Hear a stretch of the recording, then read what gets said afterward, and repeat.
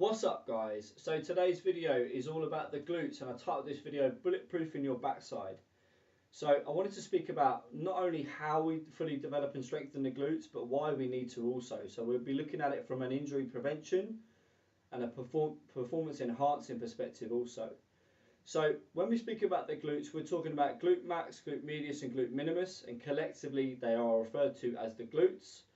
And we're speaking about the primary muscle actions of the glutes also. So we're speaking about them acting as strong hip extensors, and they're also lateral rotators of the hip, and they assist in abduction of the hip.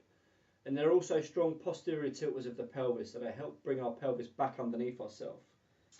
Now, there's a really big need to make sure that we've got adequate levels or sufficient levels of glute strength and development to help prevent some common injuries which we see associated with the gym and in everyday life, that potentially arise from having a lack of glute strength. So hip mobility and hip strength are key drivers to a body that performs well during movement.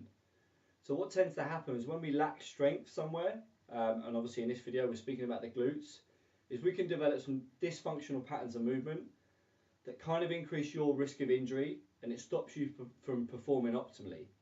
So when we have insufficient levels of glute strength, what we typically see is an increased level of output from the quads, the hamstrings, the spinal rectors, the QLs, the abs, which leads to an increased level of muscular dominance through those muscles to make up for that lack of glute strength that we have.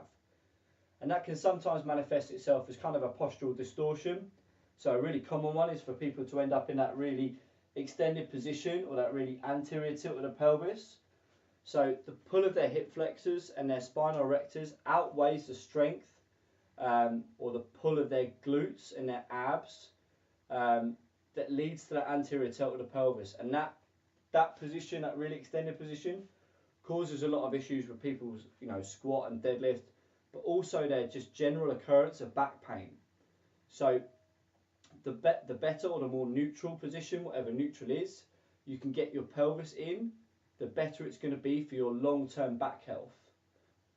So you can maybe see how having a lack of glute strength can contribute towards maybe lower back problems over the long term.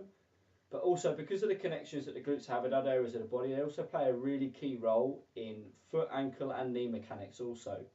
I've drawn up some kind of reasons why we need some strong glutes on the whiteboard, so let's take a look at that. Right guys, so if we take a look at the whiteboard, so on the left hand side, we've got some reasons for strong glutes, or reasons for having strong glutes, and they aren't the only ones, they're just the ones I felt appropriate. And on the right hand side, we've got how to train them effectively also. So we're going to take a look at the reasons first of all. So number one is preventing valgus collapse at the knees. Now what we mean by that is valgus collapse is inward movement of the knees during activities such as running, sprinting, climbing. So what should happen is the glute should contract to allow your knee to track over your toes. And when this doesn't occur, so when we get that valgus collapse, we get higher incidences of patellofemoral pain or knee pain. Number two is strong glutes allow for higher force absorption and production at the hips.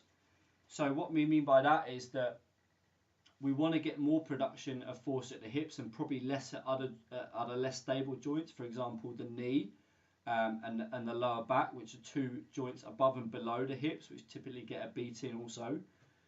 Number three is that we need strong glutes to help reinforce a neutral spine. So what happens when we have weak glutes is you tend to find people move from their lower back an awful lot and less from their hips. So because their glutes can't do the job, they get that compensatory movement from somewhere else, which usually is their lumbar spine or their lower back, and sometimes you see things like lower back rounding in a squat. So because their glutes haven't got the strength, their body searches for compensatory movement because of that. Number four is posterior pull on the pelvis. So as we said earlier in the video, muscle imbalances and dysfunctions can develop, which means we get stuck in the anterior tilt of the pelvis where the pull of our hip flexors and spinal rectors outweighs that of our glutes, or the strength of our glutes and our abs. So from this perspective, strengthening our glutes will provide that posterior pull and help maintain a neutral pelvis position, which will help decrease our incidences of lower back pain in the long term.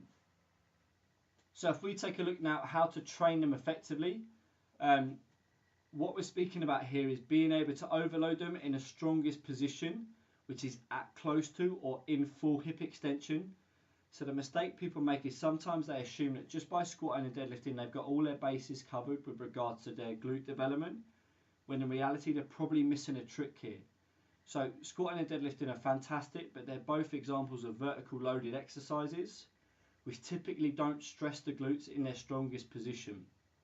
So by horizontally loading a lot of exercises, in the case of bridging and hip thrusting, we get to overload the glutes in their strongest position, which is at close to or full hip extension. So we need lots of bridging work or variations of. We need to include some hip thrust or variations of. Single leg work is also great for glute development because of the stabilization aspect. And you can also add in some additional lower level work such as sideline clams, sideline hip raises, mini band walks and drills, and some donkey kicks also. But I'd say for true maximal strength development, we're definitely looking at forms of bridging and hip thrusts and plenty of single leg work, and that's going to stand you in good stead for fully maximising the strength and development of your glutes, guys. So there we have it, guys. We've spoken about some major reasons why we need adequate levels of glute strength and development. And we've also spoken about some strategies and some lifts that you can maybe think about including to help get you to that point. As ever, I hope this video has helped. Please feel free to leave us any comments and questions below, and perhaps even give us some ideas as to what topics you'd like to see covered in future videos. So for now, guys, get bridging, get hip thrusting, stay strong, and we'll see you soon.